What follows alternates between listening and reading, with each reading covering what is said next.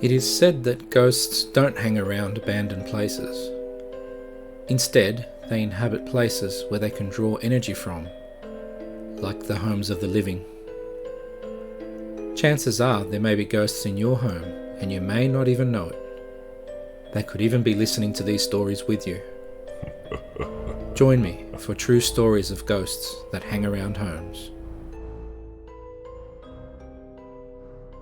If you love our videos, make sure you like, subscribe, and press the bell icon for more chilling true tales.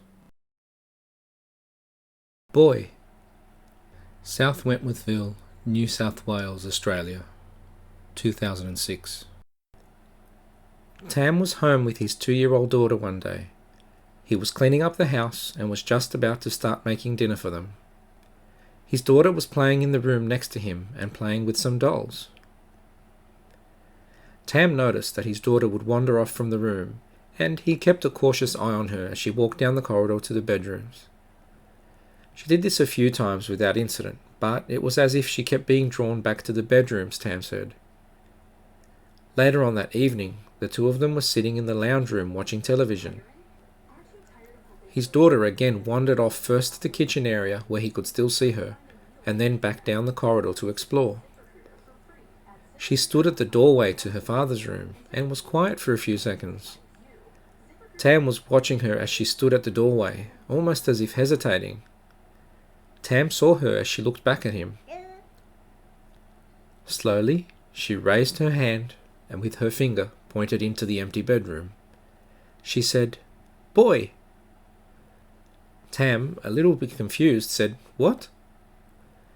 The little girl kept her finger pointed into the room and kept repeating, "Boy! Boy!" indicating that she could see a boy in the room. Tam hesitated for a second and, realizing that his daughter was actually seeing something, said that he went all funny and ran straight there. He had a good look, but there was no one in the room that he could see.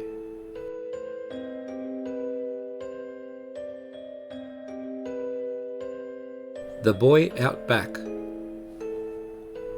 El Monte, California, USA, 1993. George was about 10 years old and was visiting some cousins at their home.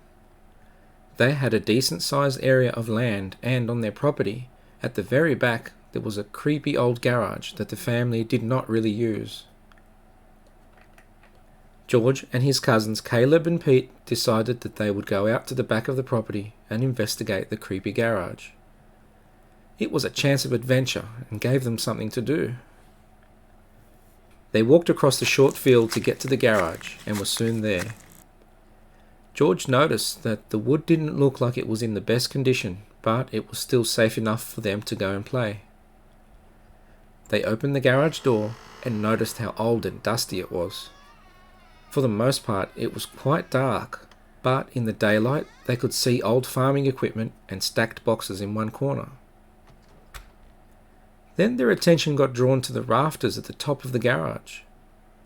Here, George and his cousins were shocked to see a young boy who was sitting in the rafters.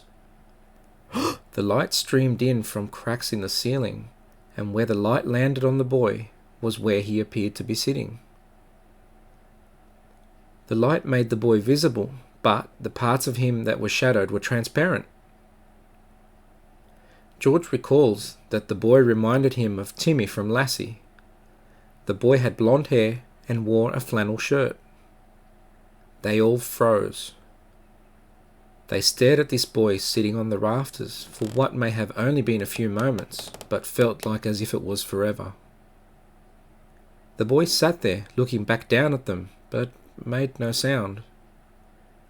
Finally, George asked, "What's your name?" He was not really expecting an answer, but the boy replied, "Billy." At that point, they all freaked out and ran back to the house as quick as they could. They told the adults what had happened, but when the adults went to investigate, there was no one there.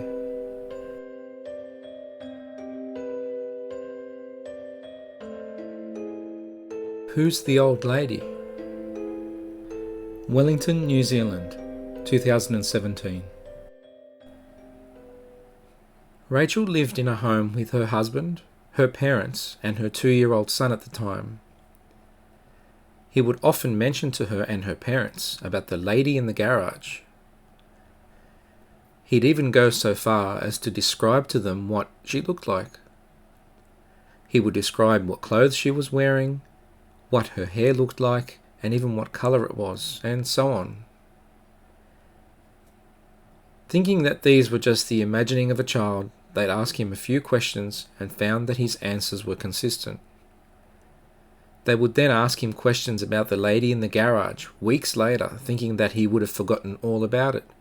But he'd repeat the exact same description every time, and never changed his story. One night, he was sitting on his grandmother's lap having cuddles before bed, and his grandfather was sitting next to them. She was scrolling through Facebook as he sat with her. He stopped her and said, "Look, Nanny, that's the lady in the garage." There were multiple pictures with multiple people in them on the screen, and it was hard to figure out which one he claimed it was. So she asked him to point out who exactly it was. The little boy pointed out the exact same lady in multiple pictures. The lady was wearing the exact clothes he had said before. She had the same hairstyle and the same hair colour. His grandparents exchanged strange looks, each other not knowing what to say or do, because the lady in the garage that the boy had pointed out was his grandfather's own mother. The lady had passed away when his grandfather was only 12.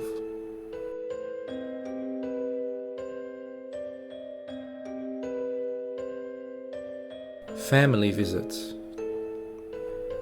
Aberdeen, Scotland, 1993. Paddy's daughter was 3 years old at the time that this occurred.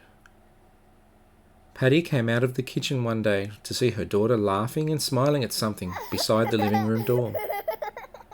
Perplexed, she looked to see what her daughter was laughing at, but Paddy couldn't see anything there.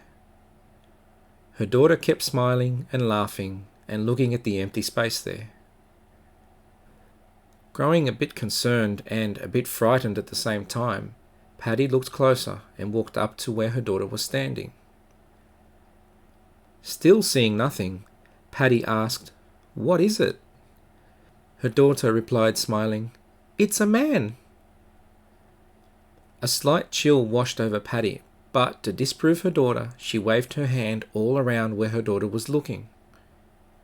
Paddy said to her daughter, "See, there's nothing there, honey." Shockingly, her daughter replied, "He's laughing at you, Mummy." And her daughter giggled again. Standing there, not knowing what to say or do next, Paddy just froze.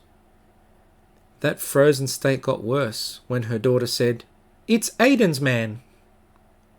Paddy thought to herself, what on earth? Paddy's brother Aiden was a twin. The twin brother Eddie had sadly passed away at 3 days old with a brain hemorrhage. So Paddy believed that her daughter may have been visited by her uncle Eddie. Paddy also adds that her daughter is now 29 years old and claims to still remember him and what he was wearing.